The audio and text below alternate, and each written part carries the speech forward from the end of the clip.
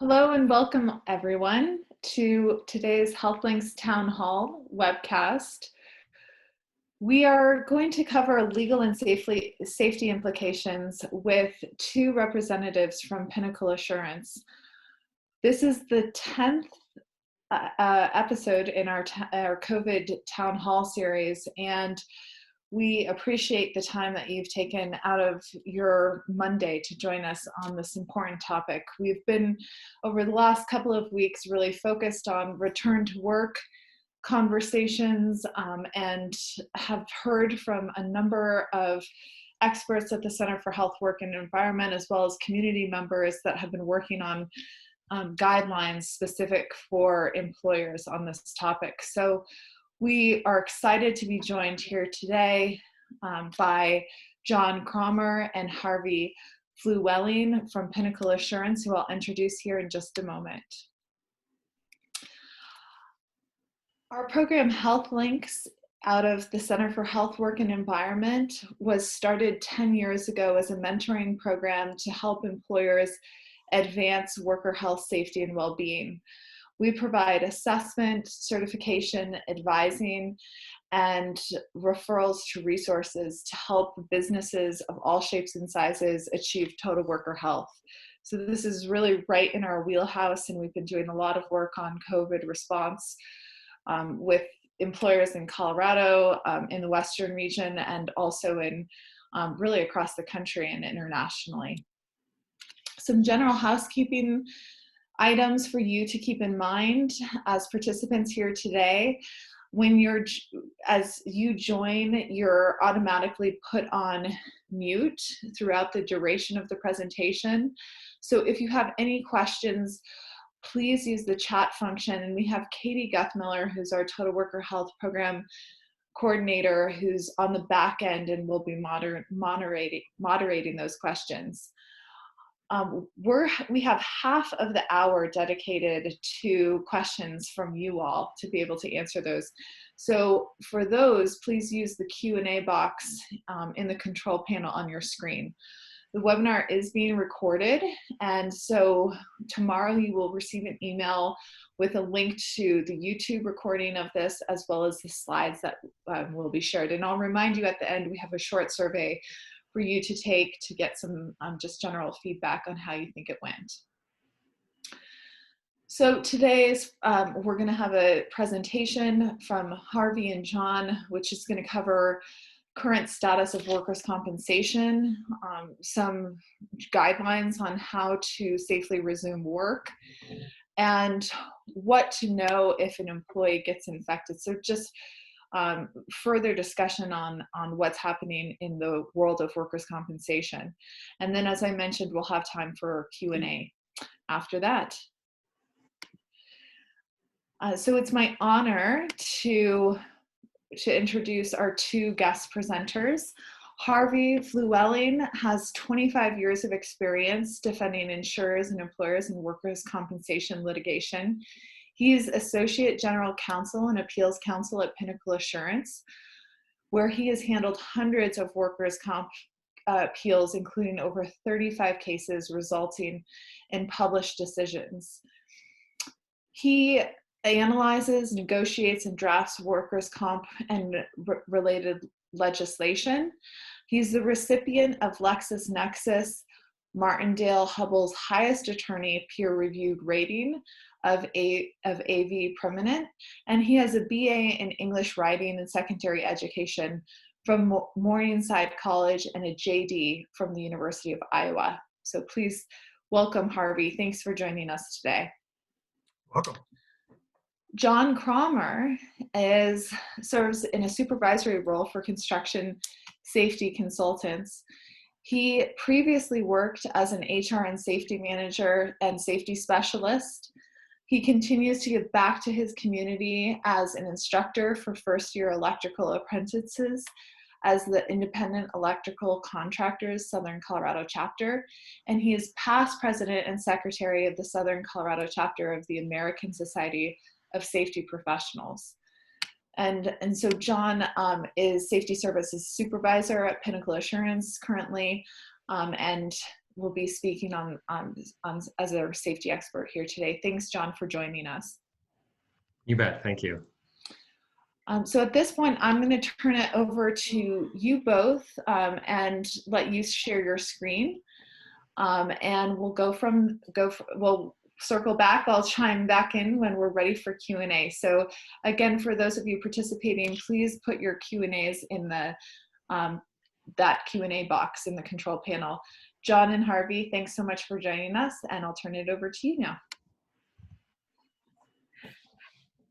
Okay, thanks.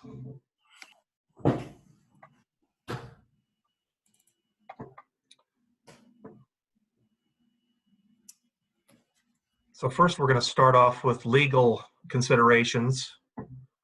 Yeah, and then we'll get into over the agenda. Yeah, we'll go over some safety perspectives, and we'll certainly have time for some Q&A. Thank you for the warm introduction, Lily.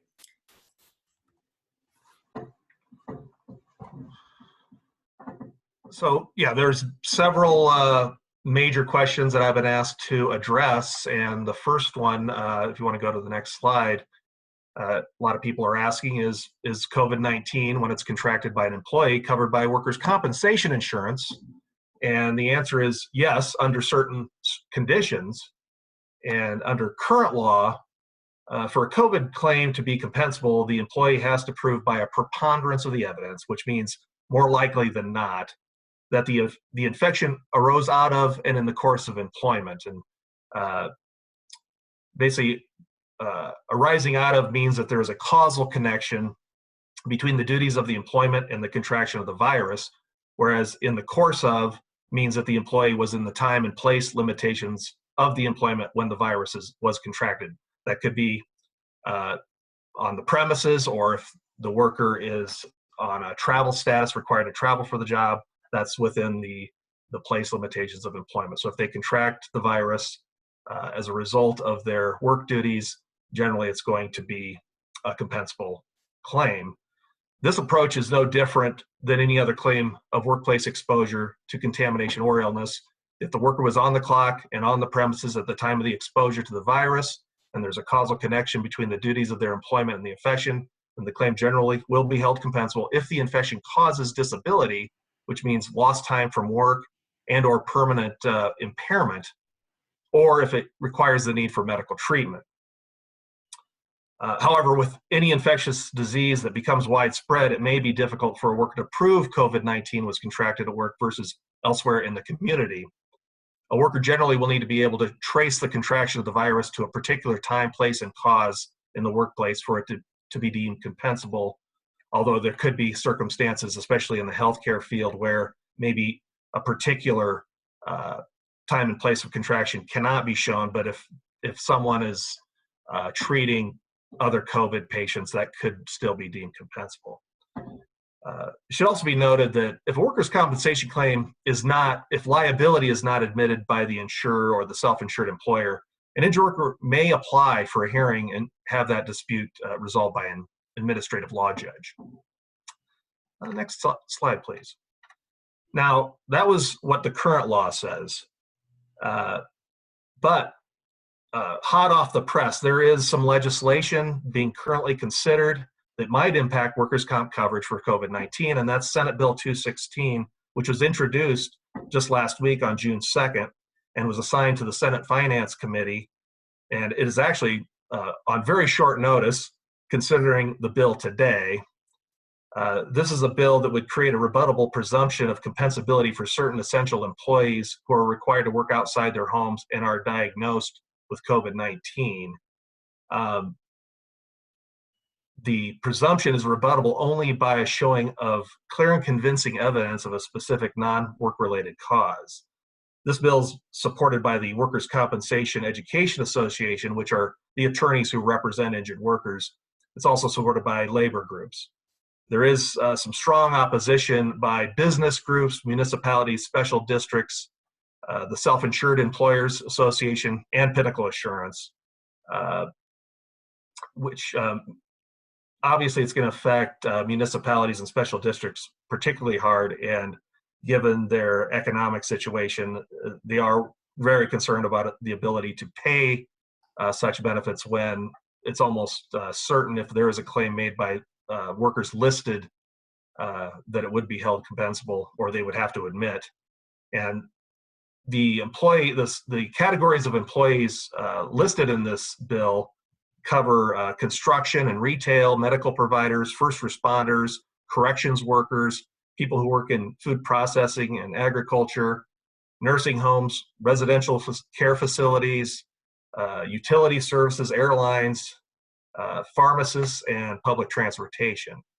So if a worker claims compensation because they believe they contracted COVID at the workplace, the employer must prove otherwise through clear and convincing evidence if they choose to dispute the claim. All employees not listed in the bill who seek workers' compensation benefits for COVID-19 would still have the burden to prove compensability by a preponderance of the evidence. Let's go to the next slide. Now, if an employee is exposed to COVID-19 at work, who pays for the testing and lost wages during a quarantine period? Generally, it would not be workers' comp insurance. Exposure to a contagious disease does not necessarily mean the employee sustained a compensable injury. As we previously discussed, there has to be an injury arising out of it in the course of employment that causes the need for medical treatment or causes disability. And testing and post-exposure preventative treatment may be compensable under some circumstances where the exposure results from an accident, but mere exposure to contagion without an accident probably is insufficient to establish a causal connection to such preventative measures are covered by the Workers' Compensation Act. Now, Pinnacol has created an emergency policy to provide wage replacement benefits to first responders and frontline healthcare workers for up to the 14 days of quarantine. Also, in order to minimize delays in evaluation and treatment in specific relation to COVID exposures or symptoms, Pinnacol is advising its policyholders and injured workers they may seek care through the medical provider of their choice. Generally, an employer has the right to designate a treating physician or clinic, but given, especially in the past couple months at least, there's been trouble getting workers in for testing. We have suggested that they just go to wherever they can to get tested, and we will pay for that. So Pinnacol has been paying for COVID-19 testing for the employees of its policyholders. However, that does not mean that if a claim is made ultimately, that it would be deemed compensable. We would still go through the same analysis for compensability that we discussed earlier. Next slide, please. So when should an employer report an employee's contraction of COVID-19 at work? Under the Workers' Compensation Act, the employer should report any alleged injury to its workers' comp insurer or third-party administrator within 10 days. If there is lost time in excess of 3 days, a fatality, or possible permanent impairment, the insurer must report the claim to the Division of Workers' Compensation within 10 days and take a position on compensability, whether they would admit or deny or contest a claim within 20 days of the report of injury. Should be noted that Division of Workers' Compensation and OSHA reporting requirements are not the same. And John will be describing the OSHA requirements in a few minutes. The next slide, please. There are a few other legal considerations regarding COVID-19 and workers' compensation. The concept of workers' compensation exclusivity basically means an employee who is injured at work, even if it's through the negligence of an employer, they and their dependents are limited to workers' compensation insurance benefits, and they could not generally sue the employer separately for the injuries that a worker may experience. If they catch COVID, they would only be entitled to workers' compensation benefits generally. There is possible third-party liability, however, and that would be, let's say an employer brings back its workers during this pandemic and the employee contracts COVID-19 and then unfortunately takes it home, and their family or other third parties contract the virus as a result of the worker's exposure at work. There is potential that those third parties could sue the employer, and that generally would be a claim under the employer's liability coverage in their workers' comp policy.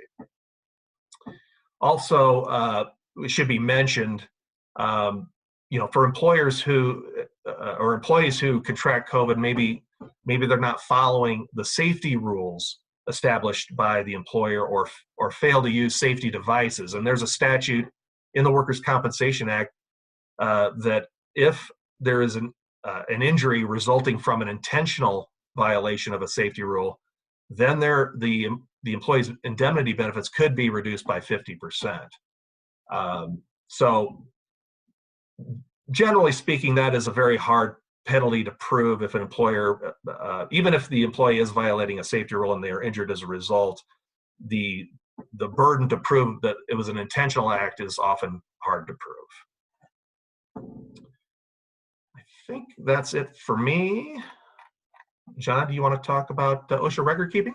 Yeah, sure. Thank you, Harvey, for the introduction there on the legal ramifications of the COVID-19 illness. So regarding OSHA record-keeping, as Harvey mentioned, indeed, those recording and reporting requirements for the Division of Workers' Compensation for the state of Colorado are distinct from Federal Occupational Safety and Health Administration, OSHA. First, I put down some questions here that summarize what OSHA is going to ask.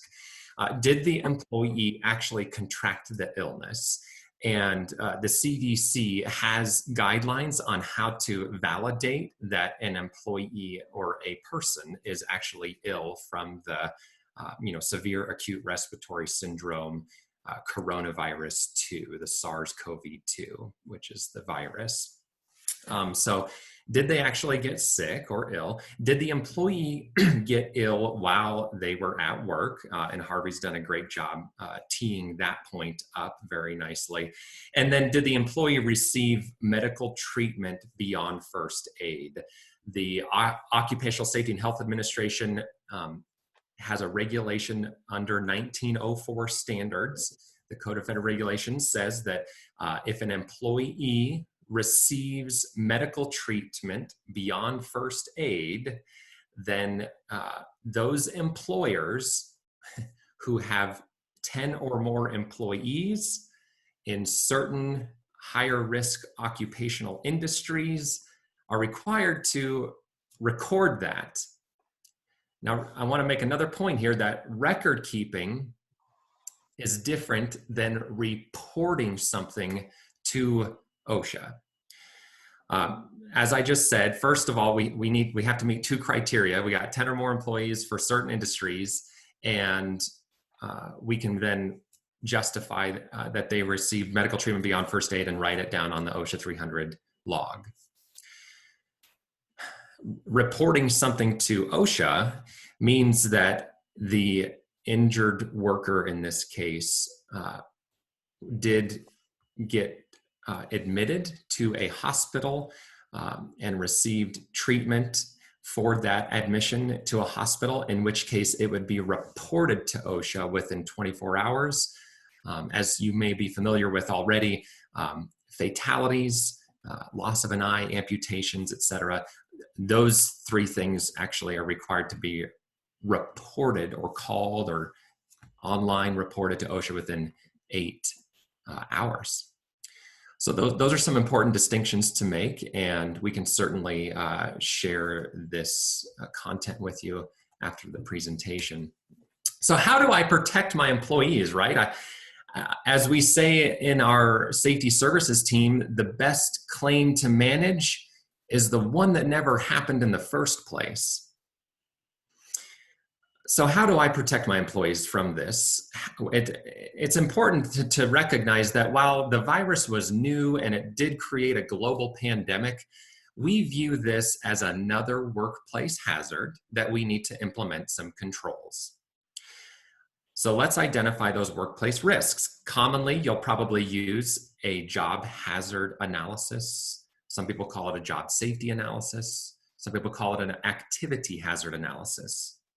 Whatever the vernacular you choose, it's very simple. What are the hazards and how are we going to control it?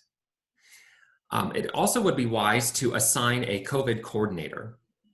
And CDPHE, the Colorado Department of Public Health and Environment, also recommends assigning a coordinator to help out with some of the distinct unfamiliarities of dealing with maybe an invisible hazard, right? We can't see the virus with our naked eye. So having a coordinator to help assure that we're communicating effectively with our team members would be very advisable. And because things are changing so quickly, it's important that somebody's checking those trusted sources on the regular basis, sometimes maybe daily even. So once you've assigned a COVID coordinator, or you might have fun with it and make them a COVID champion, right? And they can help champion the cause of keeping employees safe on the job. Also, you want to develop infection control procedures. You'll notice that OSHA has published that, it's called the publication 3990. They've done a nice job identifying some control measures in that document. I want to remind you that the foundation of a good program relies on the hierarchy of controls. We're going to cover that in the next slide.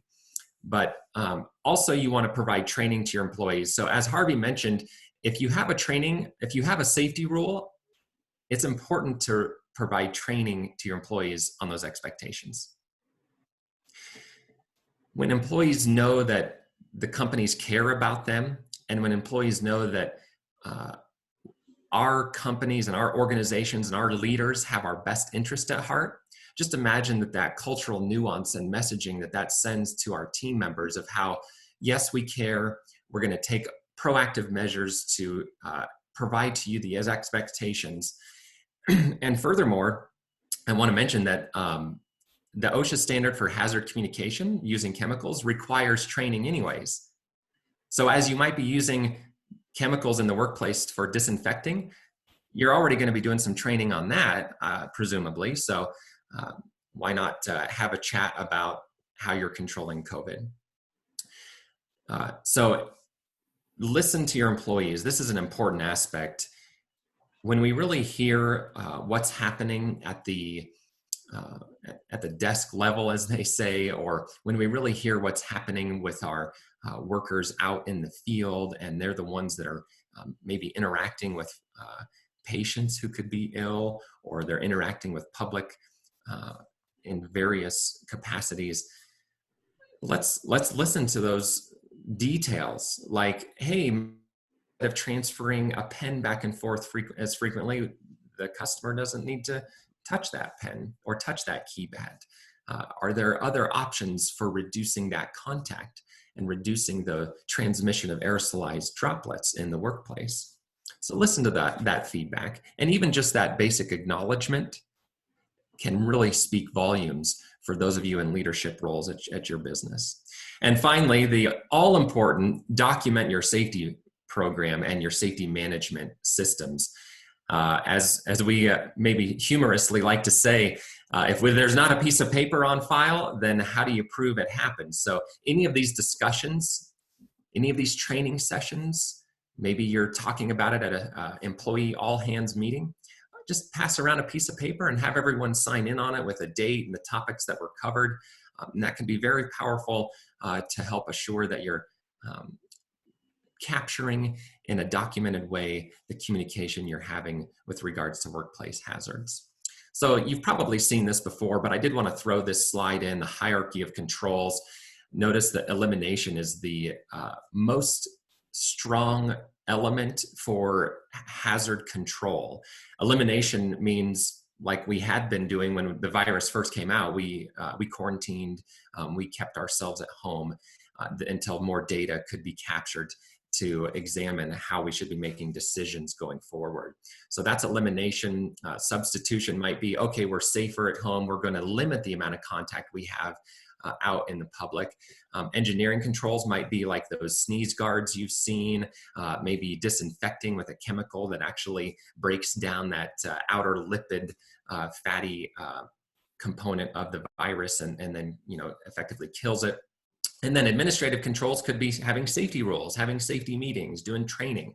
And finally, the personal protective equipment is actually our last line of defense. And So this is generally how industrial hygienists and safety professionals evaluate workplace risk.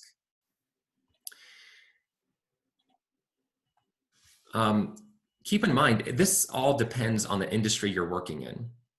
The Colorado Department of Public Health and Environment has published a document that I recently looked up just this morning, actually, prior to our meeting. And they've just updated it as of June 4th. It's really nice because for all of these different industries listed on here, best practices for all businesses, essential and non-essential, I really strongly encourage you to use this and identify your place of business on this document and look at how the workspace is being, whether it be they're practicing physical distancing, they're designating quarantine areas, they're disinfecting regularly, whatever the case may be. So you guys have a trusted source to reference. Now, what about OSHA inspections? We have received a few questions regarding that, and OSHA has published that they will continue to prioritize COVID-19 fatalities and imminent danger exposures. So imminent danger is only going to be applicable to very specific industries. Think long-term care centers or other first responders. So these bullet points, again, are in areas where communities are experiencing a decline of spread of the virus. OSHA will also utilize non-formal phone or fax investigations, leveraging that telecommuting or the ability to leverage emails as well. And will also utilize rapid response investigations to address formal complaints, should that be a necessity. With regards to geographic areas where there is sustained community spread, OSHA is only going to go out if there's a fatality or an imminent danger exposure, maybe somebody is exposed to a trench or excavation in a construction area, or maybe a fall hazard. And then also they will prioritize on-site inspections for high-risk workplaces and complaints. So OSHA has been receiving some complaints due to COVID-19. And so the overall guidance, I want to remind everyone here that, first of all, what are the symptoms? You know, the CDC has published shortness of breath, coughing, sudden loss of taste, fever. Those are some of the predominant symptoms, but there's even apps that you can track symptoms. You can do a health screening at your place of business, and the state of Colorado CDPHE has a nice video that they've put out to help specify how to set up a health screen at your workplace. It's very simple to do. They have the documentation online there. And you also want to identify work-related exposures and risks by conducting that JHA, the job hazard analysis. If somebody is sick, they should stay at home, right? Just eliminate that exposure from even entering the workplace. You will want to speak with your employment counsel on this one. You'll want to take a look at your sick policy and revise that as needed. Certainly, washing your hands frequently is critical. And promoting prevention actions. I know some other town hall meetings have already described wearing masks and how to wear those properly, how to make them at home.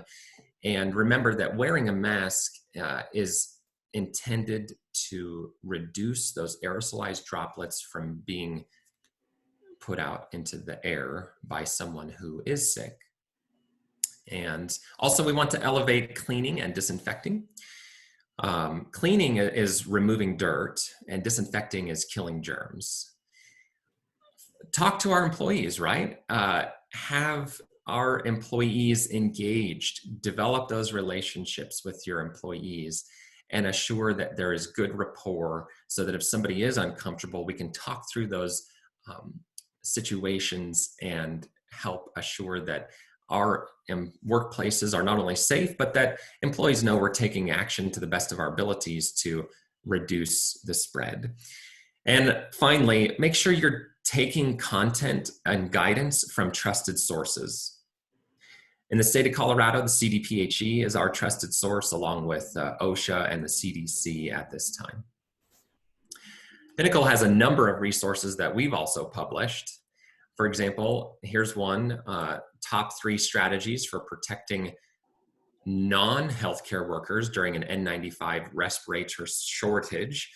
And you'll see there are some examples here using hierarchy of controls on how to assure that we are using a personal protective equipment device correctly.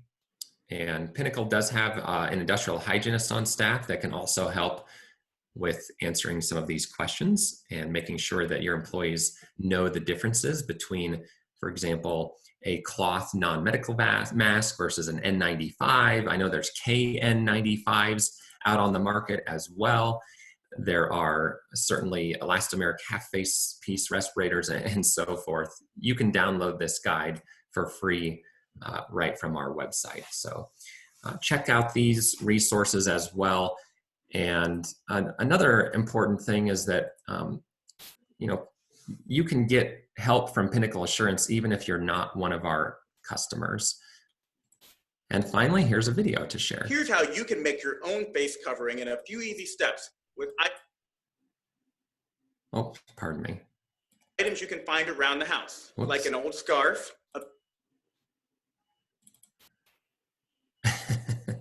Okay, this is just a brief video here. Thank you. Bandana or a hand towel, or you can make a face covering out of an old t-shirt. Fold it to the middle from the bottom. Fold it to the middle from the top. Fold it again to the middle from the bottom, and again from the top. And then 2 rubber bands, one on one side and one on the other side. Then you fold either side to the middle, and you have yourself cloth face covering. It's that easy. Indeed, it's that easy. So that's Dr. Jerome Adams, U.S. Surgeon General. I'm sure you've already seen a number of ways to create a face cloth covering to help slow the spread. And I just wanted to share that because it does do a nice demonstration of the simplicity of creating that. So here's how you... Yeah, if an employee, so here's our poll question at this time. And I think our HealthLinks partners will share a poll question with you.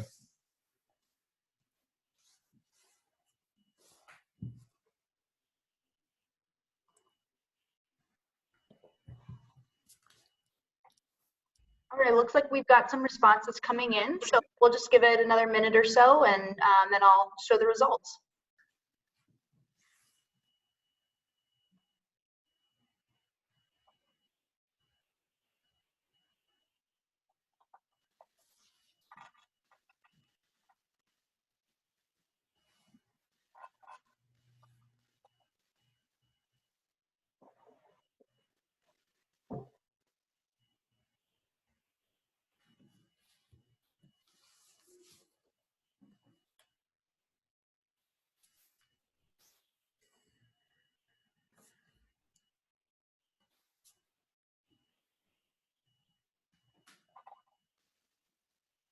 Okay, looks like it's starting to slow down here, so go ahead and end that. And John, can you see the results? I can, yes, thank you.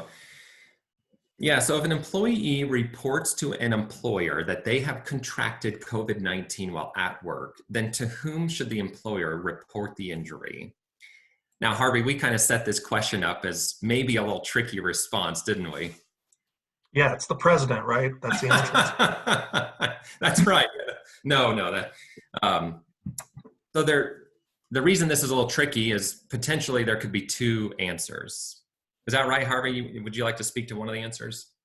Yes, certainly the majority of people got the right answer, at least from my perspective.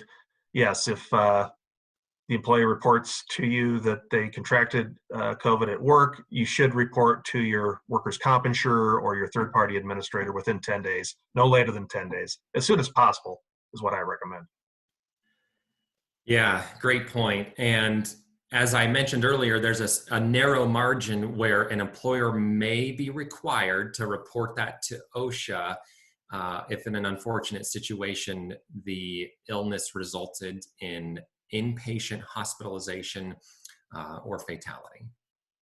And if it's a self-insured employer, they would be reporting to the Division of Workers' Compensation. So actually, 3 of those answers are potentially correct. Great point. So we thought we'd have a little fun with that polling question. At this time, I think we are at the point where we're ready to open it up for Q&A. Great. Thank you so much, John and Harvey. That was really great information. And we've had a lot of questions come in. I want to go ahead and leave your slide up for the Q&A. And again, just mention to those on the webinar that we do have our past webinars recorded on a lot of the guidelines for reopening businesses and some of the recommendations that John was mentioning. And as far as the resources that you pulled up, we'll make sure to share those with attendees as well. So to kick things off for questions, I wanted to start, Harvey, with some of the participant questions that have come in around claims. And they're specifically proving contraction on the job. And it sounds like there is no specific guidance around that, but how do you prove that a worker was contracted in the course of employment? Well, it is difficult for a worker to prove that they contracted in employment, and that's why, yeah, there's actually not a whole lot of case law on this from previous, well, we haven't really had previous pandemics since, what, 1918, and but, you know, we've had a few other scares with H1N1 and bird flu. So generally speaking, it's been really limited to healthcare workers. If they show, there's a polio case, for example, from the 1950s, where a nurse in a polio ward contracted polio, and it was found to be a compensable condition. So really, that's under current law, that sort of thing is really the easiest way a worker could show that it's really going to be limited to the healthcare field, generally speaking. Mm-hmm. But obviously, with the proposed presumption, that's going to change drastically if that gets passed. And it's certainly not guaranteed that it will pass. There is very strong opposition, but I think people should be aware of that. And I assume that would be the same for the third-party liability and being able to prove the spread from infected worker to family member or another individual?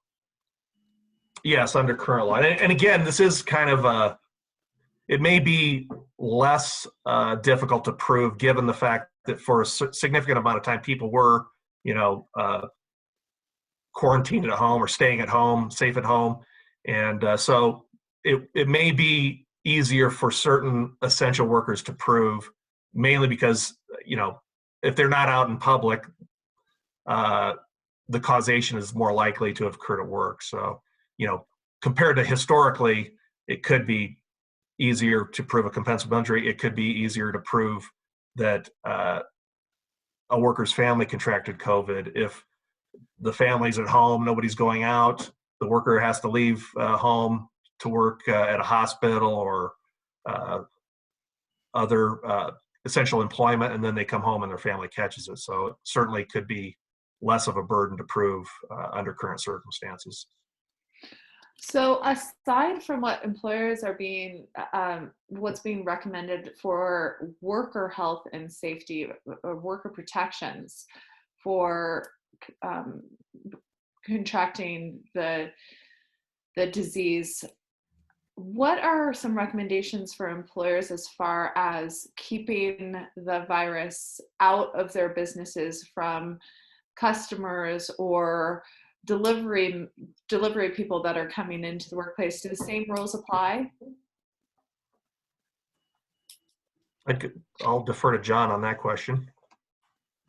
Yeah, the employers have the responsibility under the Occupational Safety and Health Act to provide a place that is free from hazards or recognize hazards that are going to cause or likely to cause harm to an employee. That's roughly what the 5A1 General Duty Clause states. This can be ambiguous. Trying to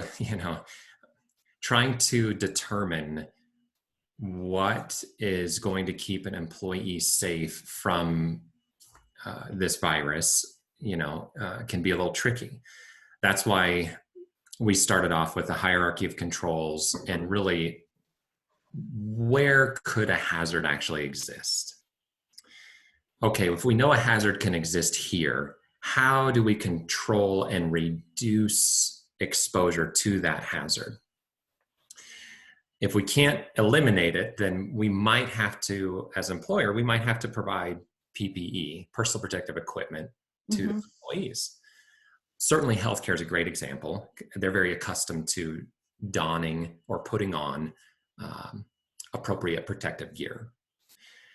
The implications of that, though, I understand for some other industries, it puts another burden on some of our employers who have not ever had to acquire this type of PPE, train their employees on how to use it, maybe even have to do fit testing, maybe even have to do a respiratory protection program under the OSHA standard. So, all of these things could be new and uncomfortable for us, and we understand that. Does that answer your question, Lily? Yeah, it does. And I think most of our participants are not in healthcare. So can you translate that in the case of even the small to mid-sized employers, office workers and transportation workers, where there are not rules or regs around PPE? Yeah. First, I would suggest take a look at the OSHA publication 3990. And in that publication, it's going to illustrate, generally speaking, it's going to illustrate, are you performing work that's at extremely high risk, medium risk, or low risk? And in those bandwidths of hazard generalities, we can then say, okay, occasionally I have a construction worker who is a HVAC technician, and they go into a long-term acute care center, or they go into a healthcare facility occasionally, and they might have an exposure there. And so me as an employer, I'm like, gosh, I want to make sure that they don't get ill. So, I'm going to make a safety rule for my technicians that are entering those facilities, and I'm going to make sure my employees trained on it. And then I'm going to contact a safety professional to ask what type of mask they should be wearing. And then we're going to get that PPE. And again, we're going to train our employees on how to use it, and just keep records of that as well. So, you might have another technician that enters dwellings. Imagine if you're commuting around the metro and you need to make sure that somebody's power is on or their water is running. And if there's a skilled worker that you need to hire, not only would you be concerned for yourself, but you would also want to make sure that the worker is safe as well. So these are some unique challenges that we have to take into consideration. And I think some practical approaches are enough to help us prevent the spread and to prevent the contraction of the virus. So just to follow on that question, as far as recording cases, Just to clarify, should a COVID case be recorded on the OSHA log, even if it hasn't been proven to be contracted at work? No.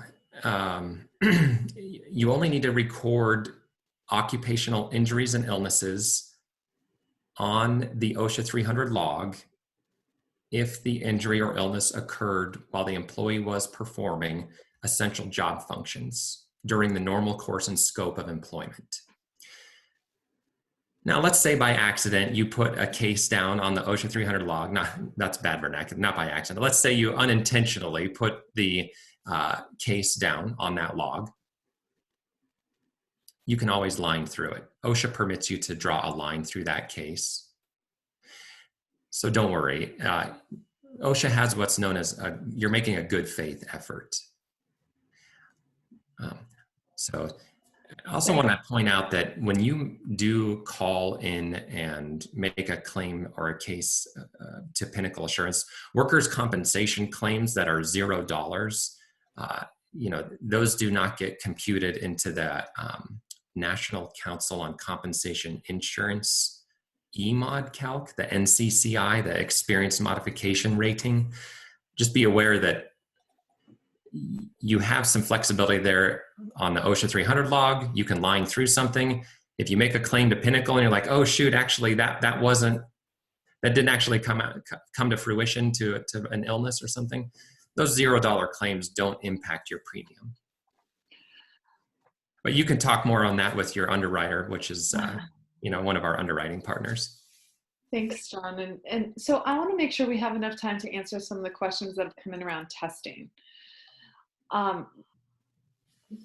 Should employers be offering tests for those employees that may have been exposed to an infected employee? So in the case that there is a recordable case and even just suspicion that it could have been contracted on the job, what's best practice for employers to be testing in individuals that are on site? Legally speaking, the employer, I don't believe the employer has a legal obligation to, but I think as a business matter, it's probably good business to get them tested to avoid further exposure to other employees, making sure that these, if they test positive, that they're quarantined. So legally, you don't have to, in my opinion, but probably makes good business sense to do so.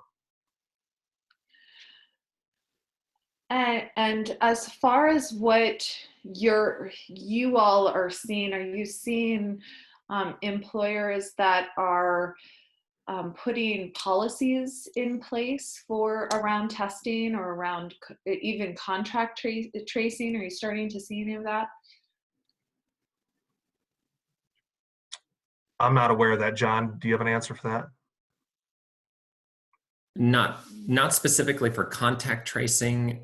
There are a number of employers who are putting COVID-19 exposure control plans in place, just as you would for any other workplace hazard like silica, fall protection, trenching and excavations, slip, trips, and falls, right? So yeah, that's good, wise risk management. Mm-hmm.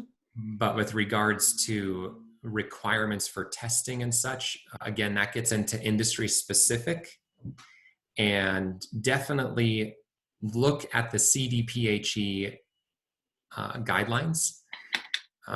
Personally, those were just updated on June 4th. I have not reviewed all of the revised recommendations on those guidelines. And so just use your trusted sources. Yeah.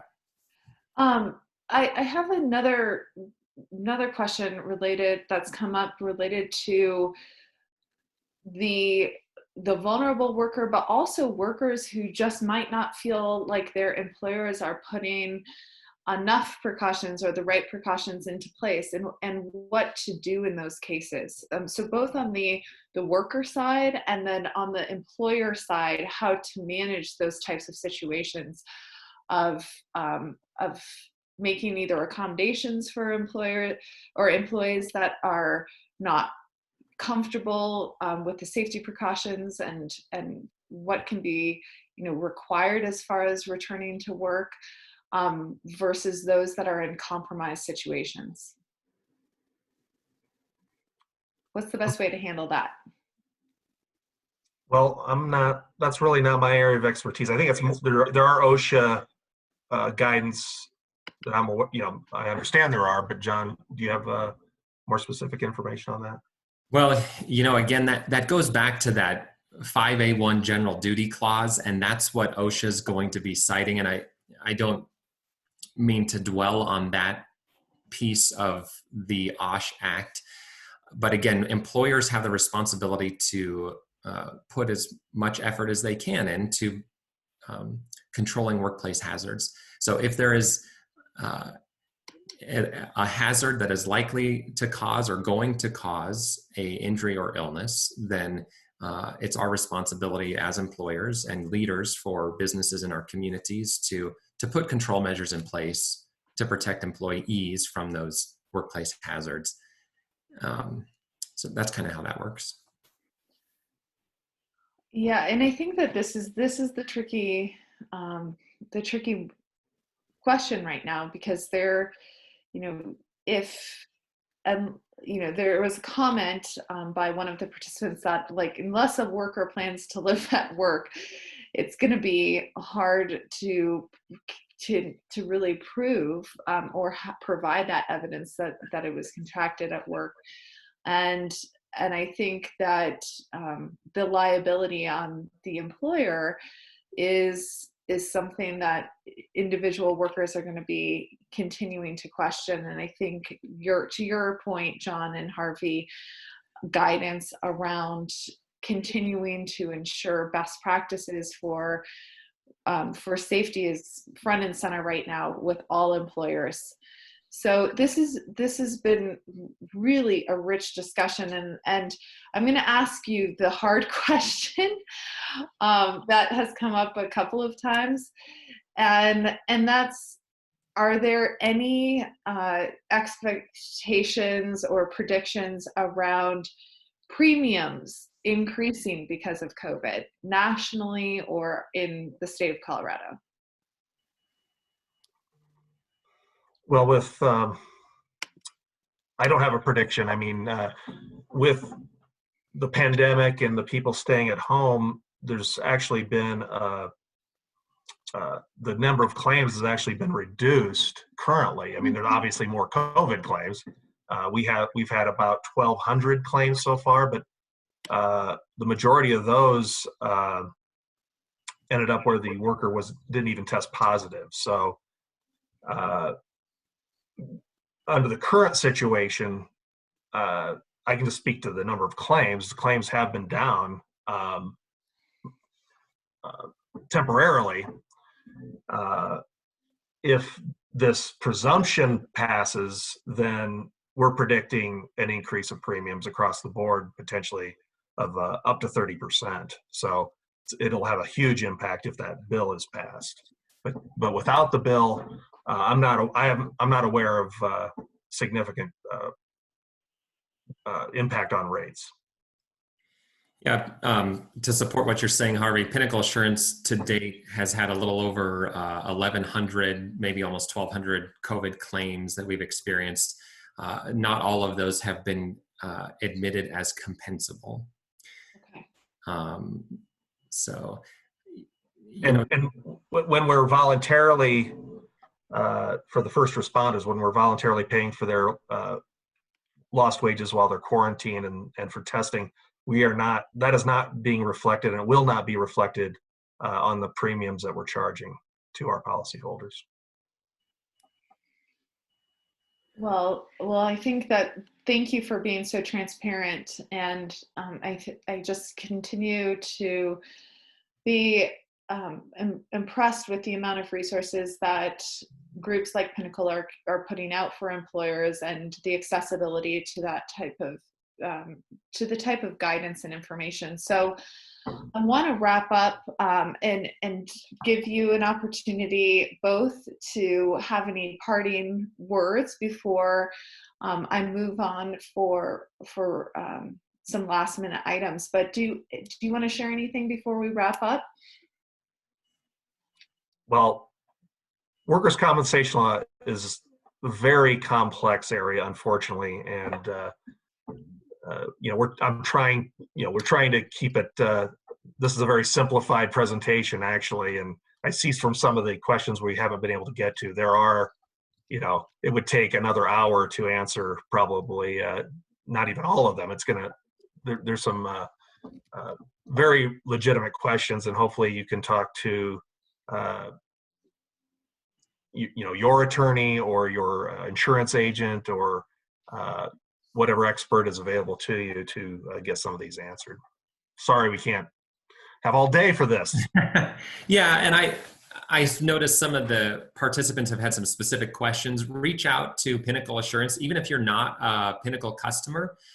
Call us up. You can email us at safetyoncall@pinnacol.com, and a safety professional will respond to you within 24 hours, excuse me, and we'll be happy to connect with you regarding some of those more specific questions. I want to put a caveat in there, the fact that employment law and safety, and there's some grayness there, and that's a great point. Yeah, there's some things that our team members in safety services would not be able to help out with specifically. And that's where, make sure you really team up with a strong employment law attorney and get some counsel from them as well. Thank you both again so much, and to the team at Pinnacol. Pinnacol are great partners and have always been great partners of HealthLinks. So thank you, John and Harvey, for your time today. And we'll make sure to pass along those numbers and those websites in our follow-up email tomorrow. So next week, we are going to be joined by partners at Work-Life Partnership to have a discussion on the employee experience. And this relates back to some of the questions that just came up around what employees are experiencing as far as heightened fears and anxieties about returning to work, and how employers can best address those and support in employees that are really concerned with some of staying healthy and safe at work, but also some equity issues around accessing reliable transportation. We've been talking with employers that are really trying to encourage their workforce to return back to work, but a lot of their employees are taking or rely on public transportation, and so how to best safely support that, locating childcare, and also managing debt. So that's going to be next Monday from 11 to noon Mountain Standard Time, and a registration link is going to be going out in the follow-up email tomorrow.